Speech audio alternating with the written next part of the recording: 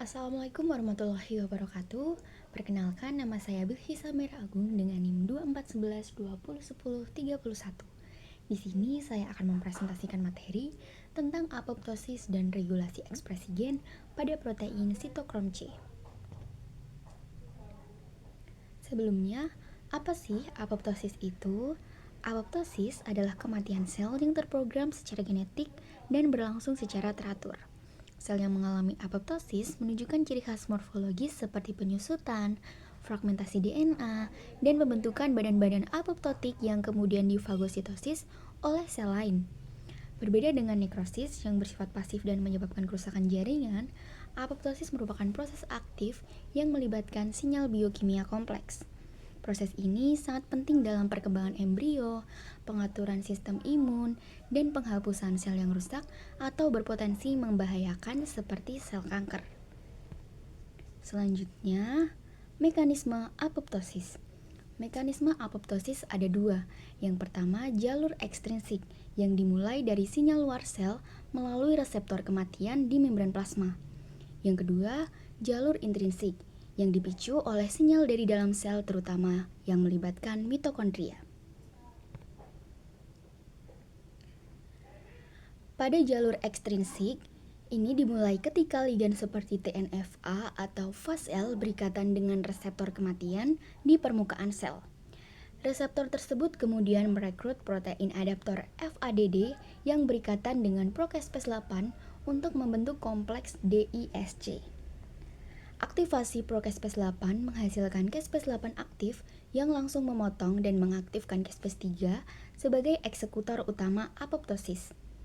Caspase 8 juga dapat mengaktifkan protein BIT menjadi T-BIT yang berperan sebagai penghubung antara jalur ekstrinsik dan jalur intrinsik dengan cara memicu pelepasan sitokrom C dari mitokondria.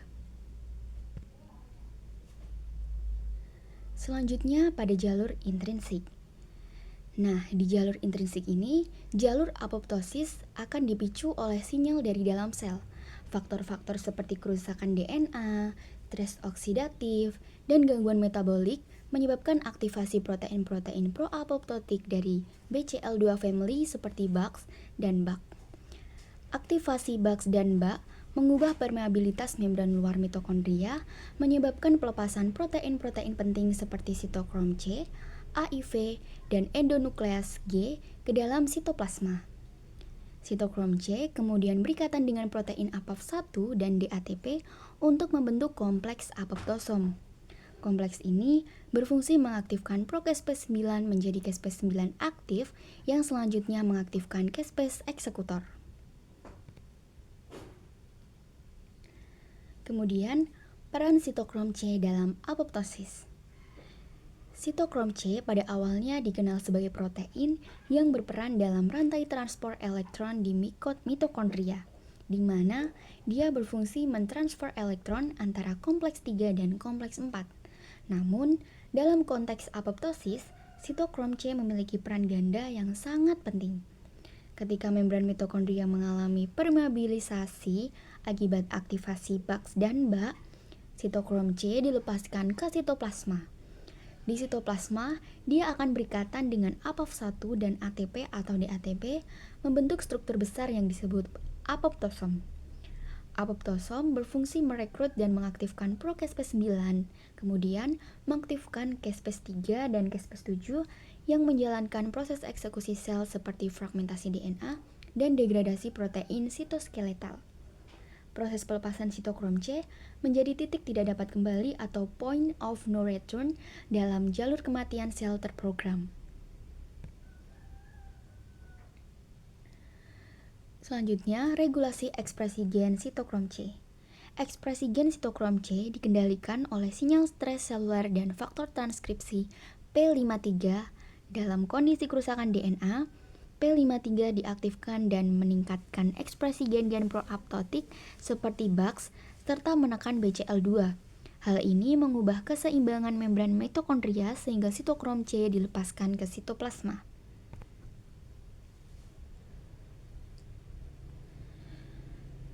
Selanjutnya, transkripsi gen sitokrom C.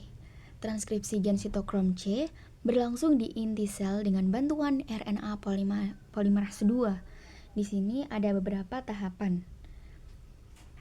Nah, tahap yang pertama adalah inisiasi. Pada tahap ini, RNA polimerase 2 bersama faktor-faktor transkripsi basal berikatan dengan promotor gen. Biasanya mengandung urutan kotak TATA membentuk kompleks preinisiasi. Proses inisiasi melibatkan pembukaan untaian DNA agar RNA polimerase 2 bisa mulai menyalin cetakan DNA menjadi pre-mRNA. Selanjutnya, elongasi.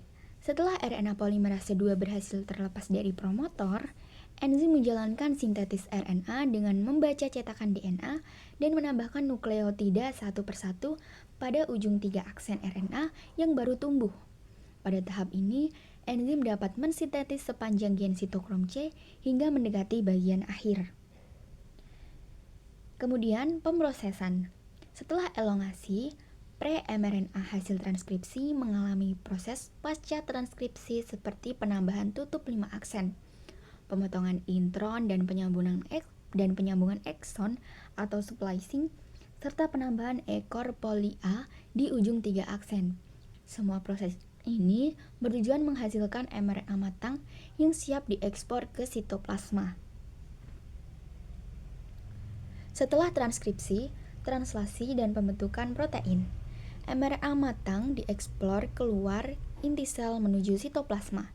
Di sitoplasma, mRNA diterjemahkan oleh ribosom menjadi rantai polipeptida melalui proses translasi. Hasil akhirnya adalah terbentuk protein sitokrom C yang memiliki peran penting dalam rantai transport elektron pada mitokondria.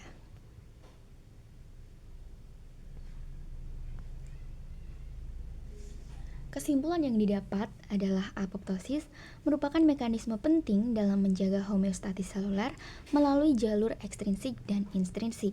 Sitokrom C memiliki peran sentral dalam pembentukan apoptosom dan aktivasi caspase. Regulasi ekspresinya dikendalikan oleh P53 dan keseimbangan protein BCL2 family. Pemahaman proses ini membuka peluang terapi kanker dan aplikasi bioteknologi lainnya.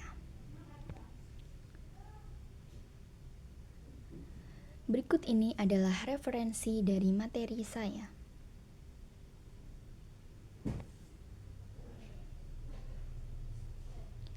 Sekian dari saya, kurang lebihnya mohon maaf. Wassalamualaikum warahmatullahi wabarakatuh.